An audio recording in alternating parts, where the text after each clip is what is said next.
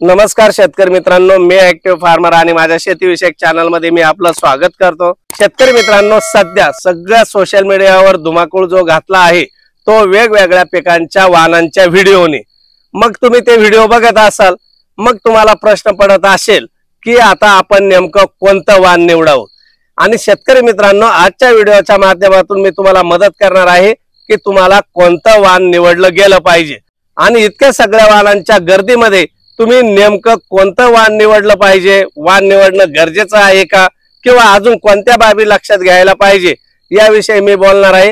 त्यासाठी तुम्ही माझा व्हिडिओ शेवटपर्यंत नक्की बघायचा आहे। शेतकरी मित्रांनो, सध्या सोशल मीडियावर जो वाणांचा धुमाकूळ चाललेला आहे, मग त्यामध्ये मका असेल, सोयाबीन असेल, बाजरी असेल, कापूस पीक असेल, या सगळ्या वाणांची तुम्हाला सोशल मीडियाच्या माध्यमातून माहिती मिळत असेल। पण तुमच्या मनामध्ये गोंधळ तयार झाला असेल की आपल्या जमिनीसाठी योग्य वाण कोणता की जेणेकरून आपल्याला जास्तीत जास्त उत्पन्न मिळेल।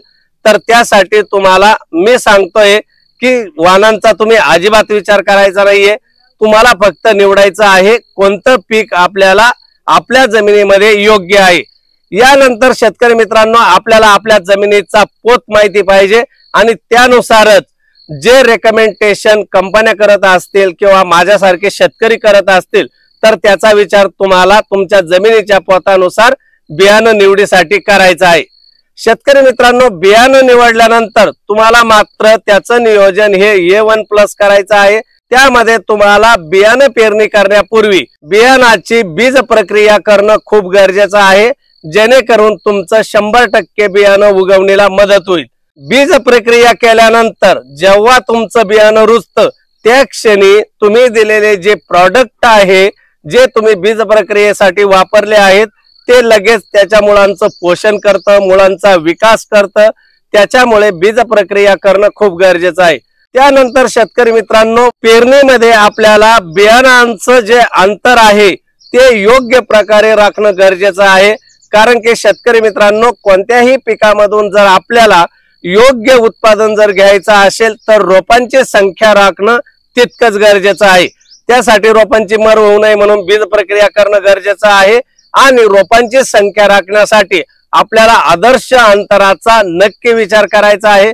बरेच शेतकरी पेरणी यंत्रांच्या सहाय्याने पेरणी करतात, कोणी अजूनही मॅन्युअली पेरणी करतं। अशा वेळेस आपल्या पिकांची लागवड करताना योग्य अंतर आपल्याला राखणं गरजेचं आहे, जेणेकरून रोपांची संख्या राखली जाईल। त्यानंतर शेतकरी मित्रांनो, खत व्यवस्थापन असेल, रोग कीड व्यवस्थापन असेल, पाणी व्यवस्थापन असेल, सूक्ष्म अन्नद्रव्य व्यवस्थापन असेल, पाणी व्यवस्थापन असेल, त्यानंतर तण नियंत्रण असेल, अशा सगळ्या बाबींवर आपल्याला वेळोवेळी विचार केल्यानंतरच कोणत्याही वाणातून आपल्याला सरासरीपेक्षा जास्त उत्पादन यायला मदत होईल। यामध्ये सगळ्यात महत्त्वाचा जो मुद्दा आहे तो आहे पाणी व्यवस्थापनाचा।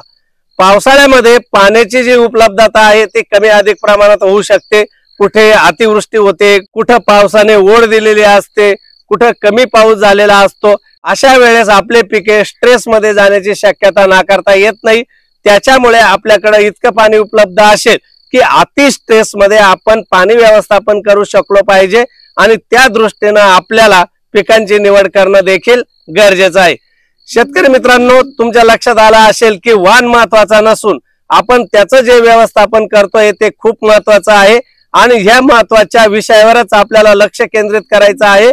सोशल मीडियावर जो वेगवेगळ्या पिकांच्या वाणांच्या माहितीचा जो सुळसुळाट झालेला आहे ते बघून तुम्ही गोंधळून जाण्याची गरज नाही। आपल्या जमिनीचा पोत ओळखा आणि मी सांगितल्याप्रमाणे जे वेगवेगळे व्यवस्थापन आहे त्याचा नक्की विचार करा।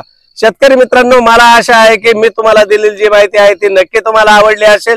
जर आवडली असेल आणि आज जर तुम्ही माझ्या चॅनलवर नवीन असाल तर नक्की तुम्ही माझा चॅनल सबस्क्राईब करायचा आहे, इतर शेतकरी मित्रांना शेअर करायचा आहे, आवडलं तर लाईक करायला मात्र विसरायचं नाही। चला, भेटूया अशाच माहितीपूर्ण, महत्त्वपूर्ण आणि नाविन्यपूर्ण व्हिडिओमध्ये। तोपर्यंत नमस्कार।